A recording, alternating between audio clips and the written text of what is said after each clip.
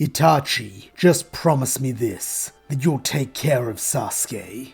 This is the final request of Fugaku Uchiha, as he faces the prospect of death at the hands of his eldest son. In a solemn tone, Itachi swears that he will, then, with the precision born of both genius and training, executes his parents in the least painful way he can.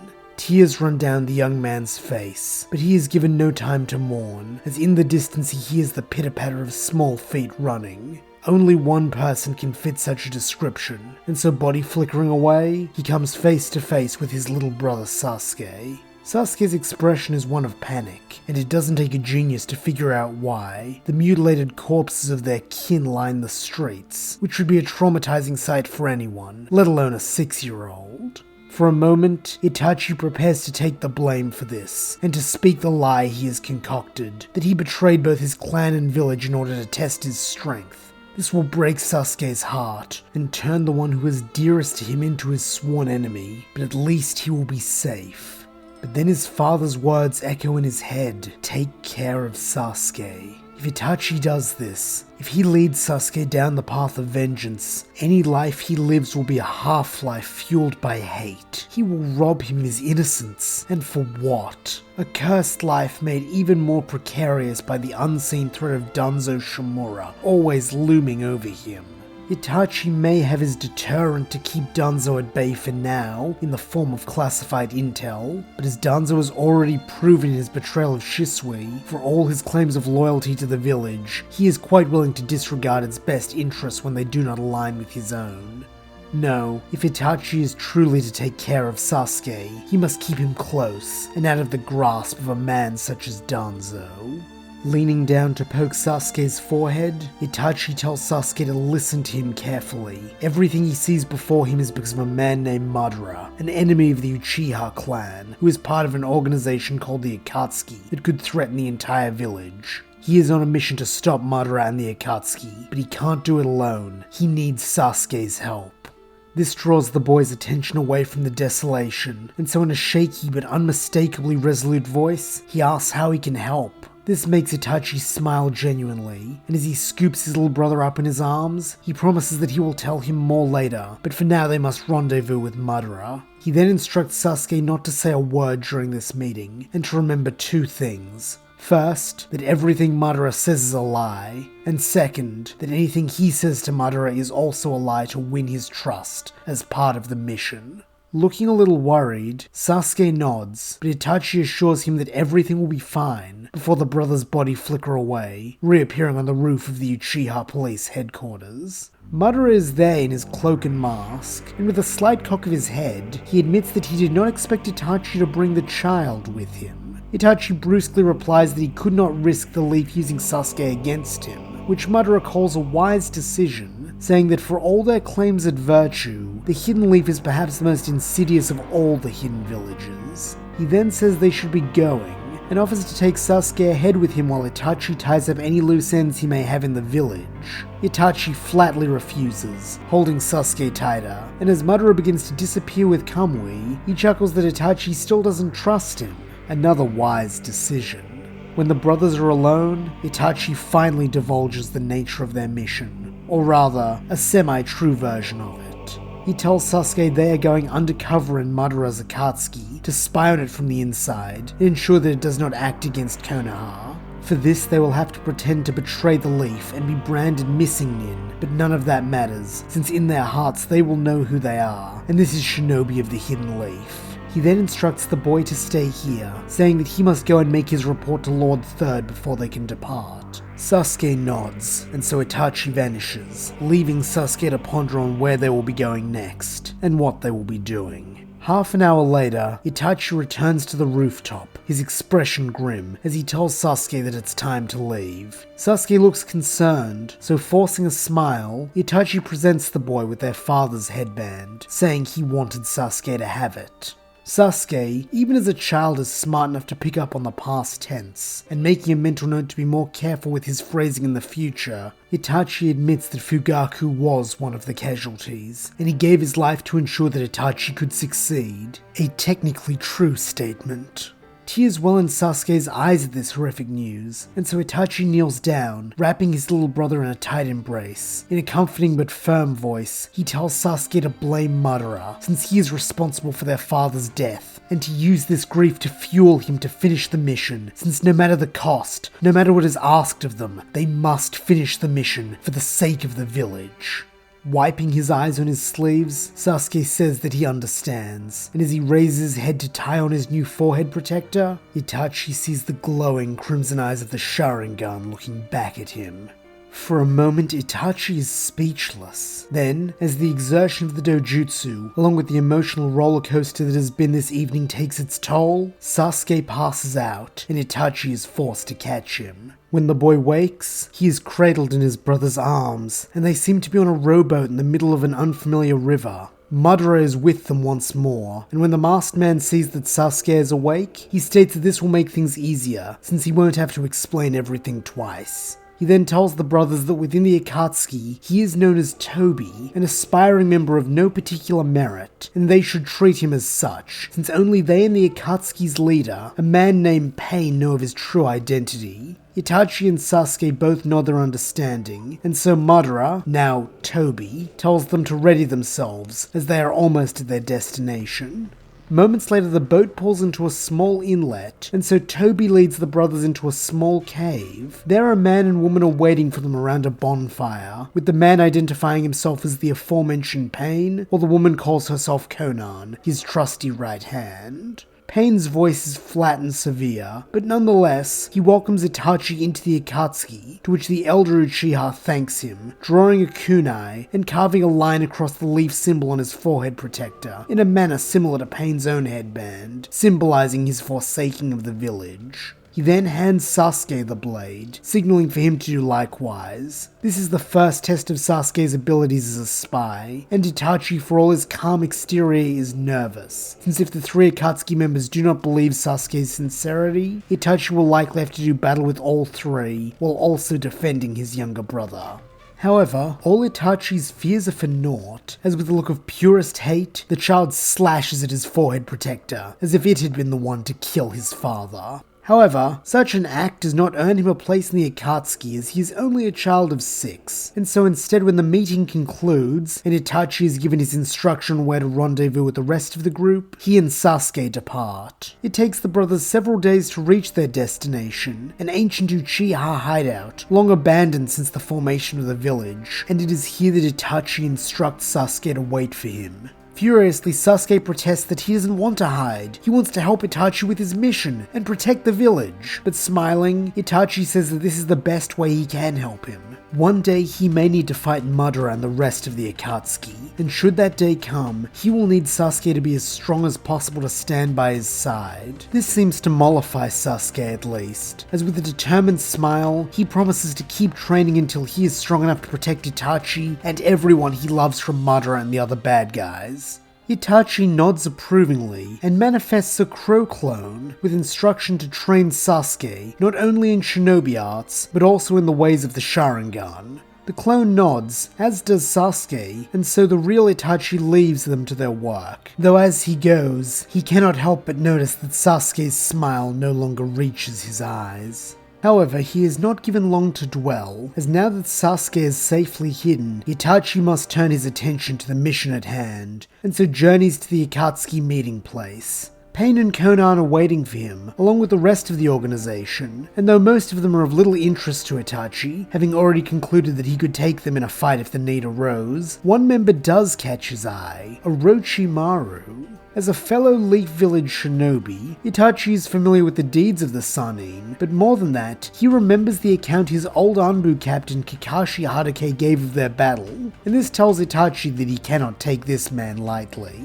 Orochimaru seems to be studying him with equal scrutiny, and so Itachi approaches him, his eyes flashing red as they meet the Sannin's yellow ones. However, Orochimaru seems unfazed by this unspoken threat, instead extending a hand and welcoming the young Uchiha into their ranks. Itachi warily shakes it before the pair break apart, and though not another word is exchanged between them, Itachi can feel the snake's eyes on him for the remainder of this meeting. From here the real work begins, with Itachi taking on odd mercenary jobs for the great nations. To avoid conflict, Pain never assigns Itachi any contracts from the Land of Fire, nor any that would force him to return to his home nation, and for this Itachi is grateful. Surely by now he must be an S-rank criminal in the bingo book, meaning any Konoha shinobi he encounters will try to kill him. Though he is sure there are few among them who could actually pose a real threat, the issue arises in how he would deal with them. To spare them would arouse suspicion from the other members of the Akatsuki, but to kill them would be to weaken the Leaf as a whole. Plainly speaking, neither are desirable outcomes.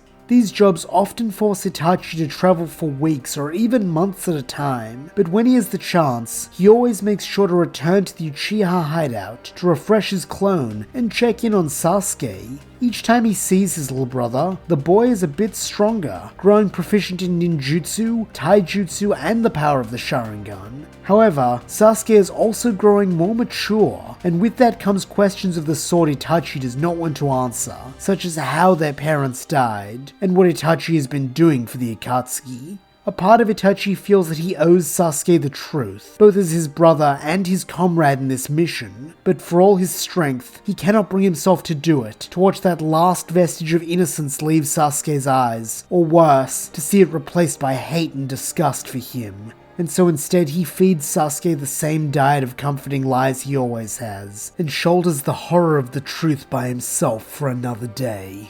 Another struggle Itachi quickly finds himself burdened with is Sasuke's hastiness. Each time he visits, the boy wants to leave the safety of the hideout and join Itachi in various missions, touting his growth in power, and being blissfully ignorant of the true danger they are both in.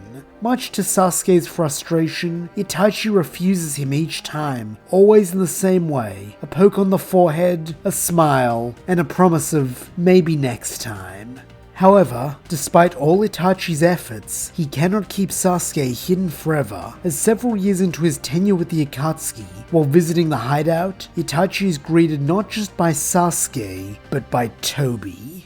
Even though Itachi cannot see the man's face beneath his mask, he can hear the malicious smile in his voice as he tells the older brother that he shouldn't look so shocked to see him here. After all, he was the one who built this place back during the Warring States period. Forcing himself to stay calm, Itachi asks the masked man what he is doing here, to which Tobi casually replies that he was just checking in on Sasuke's progress, his tone suggesting that this is not the first time he has done so. Itachi's blood runs cold at this thought, as behind his own mask of calmness, his mind frantically runs through new places to hide Sasuke, places where Tobi cannot find him. Unfortunately, it seems that Tobi can see right through this, as he blithely suggests that it seems like such a shame for Itachi to hide such a young prodigy away. For that reason, he would like Itachi to take Sasuke with him on his next mission. Though it is phrased as a suggestion, nothing in the masked man's tone indicates that Itachi or Sasuke have any choice in the matter. Seeing no way out of this, and figuring the safest place for Sasuke moving forward will be where he can keep an eye on him, Itachi placidly nods, earning him a pleased chuckle from Tobi. However, Sasuke, having spent so long in isolation, now struggles to keep the same composure, and so both Itachi and Tobi feel killing intent radiating off him. Coyly, Tobi asks the boy what is the matter, since he thought this is what Sasuke always wanted, a chance to prove himself alongside his brother.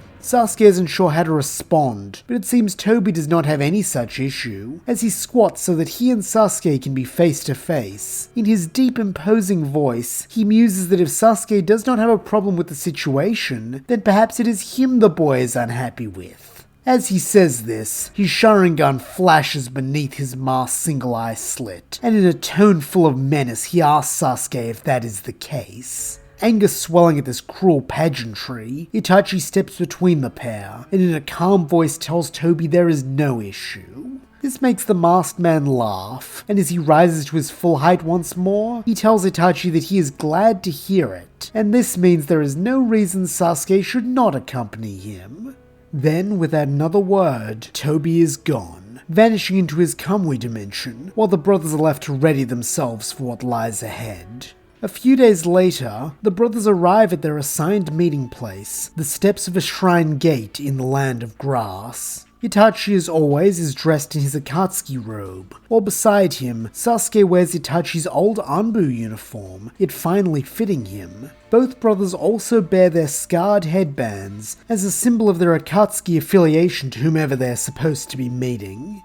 Itachi doesn't like the fact that he is unaware of his partner's identity, though this displeasure is nothing compared to what he feels when he learns who he and Sasuke are to work with. Striding towards them, his own cloak flapping in the wind, is none other than Orochimaru. With a serpentine hiss, the Sannin greets Itachi cordially before asking who the young man beside him is. Bluntly, Sasuke introduces himself, clearly unhappy about being spoken about as though he were not present. However, instead of being angered by this rudeness, Orochimaru merely smiles, expressing his delight that Itachi was not the sole survivor of the Uchiha Clan massacre, as many had believed. Though, he does have to wonder where Itachi's been hiding the boy all these years, chuckling that for all this time, he thought Itachi had no secrets from the Akatsuki. Brusquely, Itachi replies that Lord Pain has always known of Sasuke's existence, and just because he had chosen not to disclose that fact to the snake does not mean he is not loyal to the Akatsuki. As he says this, Itachi flashes his Sharingan in warning, but Orochimaru titters that he meant no offense, before eyeing Sasuke once more, and asking if he can also make use of his clan's dojutsu. Briefly, Sasuke looks to Itachi, who moves a finger ever so slightly as part of a code they had devised, and without missing a beat, Sasuke shakes his head, saying he has yet to awaken the Sharingan. Orochimaru calls this a pity, but no matter, since he doubts more than one set of Sharingan will be needed for this mission. With a little less hostility, Sasuke asks what the mission is, and Itachi answers before Orochimaru can, telling his little brother that it's an infiltration mission, but giving no further details. Orochimaru catches this, and with a curious look between the brothers, stops himself from whatever he was about to say, instead noting that Itachi is quite right, and encouraging the boys that it's time for them to get moving. Using the body flicker technique, the trio quickly appear in the surrounding trees, with Orochimaru coyly suggesting that he hopes Itachi taught his brother how to tree walk, as he runs along the branch before leaping onto the side of a nearby tree. Sasuke does not disappoint, following suit fluidly, ensuring that Orochimaru is a stupid old fool if he thinks such simple tasks are beyond him. He is an Uchiha, the clan's second to none. This barb only makes the Snake Sannin smirk that two hardly counts as a clan anymore, before continuing to climb from tree to tree, with Sasuke and Itachi not far behind. Soon they reach the limit of the tree line, progressing instead over roofs and walls, until at last they come across a walled garden with a temple at its center. Surveying it with cool disinterest, Orochimaru says that this is their destination, asking if the brothers are ready. Itachi nods that he is, though tells Sasuke to stay here as a lookout, an order the boy accepts with unmistakable sullenness, watching as his elder brother and Orochimaru descend into the garden. Using the shadow cast by the high wall as cover, the pair of Akatsuki members proceed with haste towards the temple. However, much to their horror, find that their ease of access was in fact a trap, when a pair of stone Koma Inu guarding the entranceway come to life and bear down upon them. The lion dogs are soon joined by a contingent of grass shinobi, who bark at the two intruders to surrender or die, but Sasuke has no intention to sit idly by and let either fate befall Itachi. Leaping into the garden, the boy lets off a great fireball jutsu which strikes one of the enemy shinobi, and with this simple action, the fragile piece is broken, as pandemonium takes its place. At once a few of the ninja charge at Sasuke, while the rest along with the stone dogs attempt to apprehend Orochimaru and Itachi, who have split up. Orochimaru is enjoying himself, summoning snakes from his sleeves to mercilessly maul the guards, while Itachi rushes to Sasuke's side, scolding him for not staying hidden. Furiously, Sasuke rebuts that he's sick of hiding, as he throws a pair of kunai which bury themselves in the legs of an approaching grass shinobi, before the boy retracts them with ninja wire to strike another enemy who thought he could attack from behind. Pleadingly, Sasuke then tells Itachi that he's not weak, so why won't he trust him? But Itachi just sighs that he never doubted Sasuke's competency, he just wanted him to be safe, since he's all he has left in this world. From across the courtyard, Orochimaru sardonically calls this touching, as he drowns 5 grass shinobi in a muddy vortex, before launching a jet of pressurized wind which slices one of the dog statues in half. He then leaves that if the two Uchiha can manage on their own for a moment, he'll go deal with the artifact. Itachi nods, and so the Snake Man slithers away, while the remaining guards attempt to give chase. Activating his Sharingan, Itachi freezes them all in place with a Genjutsu, while telling Sasuke to disarm them, but not to hurt them. Sasuke dutifully obeys, asking Itachi what Orochimaru meant about an artifact, and with another sigh, Itachi admits that they were hired to destroy a holy relic held in this temple, in an attempt to weaken the temple's influence in this region of the Land of Grass. Truthfully, he would rather avoid such work, but to be a shinobi sometimes means taking on unpleasant jobs. As he says this, Itachi turns to face Sasuke, and as Sasuke in turn looks at his big brother, he sees something, the second Koma Inu right behind Itachi, preparing to pounce. Knowing that yelling for him to move might disrupt the Genjutsu and restart the fight, Sasuke realizes that he must be the one to destroy the lion dog. Not possessing Orochimaru's mastery of the various nature releases, Sasuke uses the tool he knows he can succeed with, a shuriken, and so activating his Sharingan to improve his aim, he hurls the four-pointed star. Soaring over Itachi's ear, the shuriken connects with the stone dog's face, shattering it and causing dust and rubble to pass harmlessly over Itachi. Smiling, Itachi thanks his little brother for being there for him, but that smile turns to a scowl when another voice adds his own congratulations, that being Orochimaru, as he drops his camouflage jutsu and steps out of the shadow of the wall. There is a hint of reproach to the Snake Sanin's voice as he muses that he thought the brothers said Sasuke didn't have his Sharingan yet. But Sasuke is not one to be guilt-tripped, instead accusing Orochimaru of standing by when he could have saved Itachi himself. Orochimaru doesn't deny it, admitting that he had a feeling Sasuke might not have been completely honest about his abilities, and so let that attack go through as a test. Coldly, Itachi asks what he would have done if Sasuke had not saved him, but Orochimaru smiles mischievously that it does not pay to dwell on what might have been, dropping the broken pieces of the relic at the Uchiha's feet, as if to say that they are done here. However, even if Itachi were willing to let this go, Sasuke is not, and so despite the size and power difference, storms up to Orochimaru, Sharingan flashing as he demands he answer his brother's question. However, instead of fear, Orochimaru licks his lips, and in a lascivious hiss, states that such power really is squandered on someone with a temper as hasty as Sasuke's. No matter, he will put it to much better use. Quick as a flash, the sword of Kusanagi is in Orochimaru's hand, and not even looking back, he drives it into Itachi's stomach, killing him before preparing to shed his skin and make Sasuke his newest vessel. That is until he feels a stiffness like rigor mortis take over, and as Orochimaru looks down, he sees that his body is bound to a cross, while the red sky above casts a cruel shadow on the somehow alive form of Itachi Uchiha. Mangekyo Sharingan now shining bright, Itachi hisses that he will make the snake suffer for daring to threaten his little brother.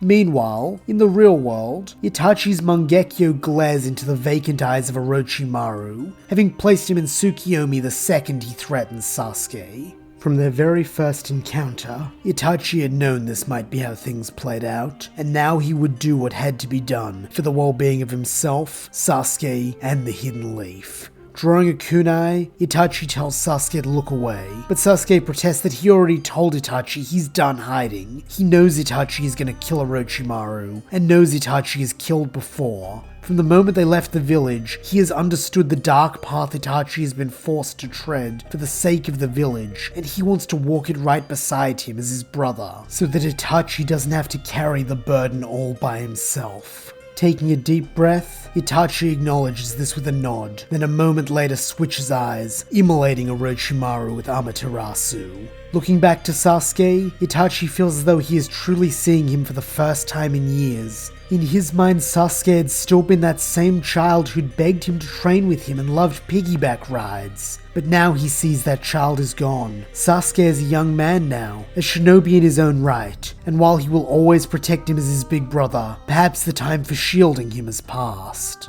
There are a million things Itachi wants to tell his brother in that moment, but instead it is Sasuke who speaks, saying one word laced with hate: Madara.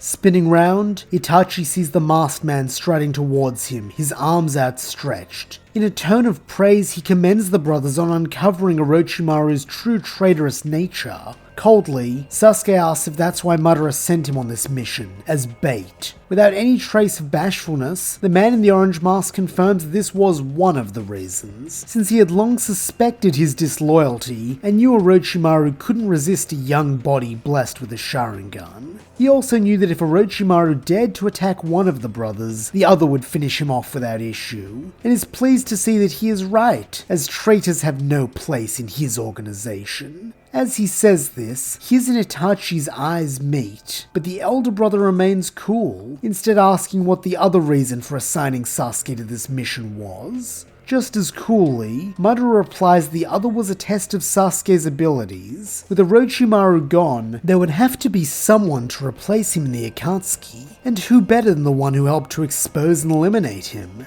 Despite himself, Itachi's lips purse at this suggestion, but as he looks to Sasuke, he reminds himself that his brother is not a child anymore. Looking back to Madara, he responds in a neutral tone, saying that this is a wise decision. Beneath his mask, Madara laughs, before telling the brothers that Lord Pain agrees, as he has already approved Sasuke's admittance into the organization, before instructing them to follow him, since soon the guards will awaken from their genjutsu and call for help, and in the meantime, they have important work to do. Silently, Sasuke follows after Itachi and Madara, ready to begin his new life in the Akatsuki, while unbeknownst to him, many miles away, a gutsy young man with spiky blonde hair is also about to begin a new stage in his life. In his case, as part of a Hidden Leaf Genin squad. And that's where we'll leave things for now. Thank you so much for listening. I hope you enjoyed it, and if you did, please don't forget to like, subscribe, and leave your thoughts, suggestions, or screams of rage in the comments below.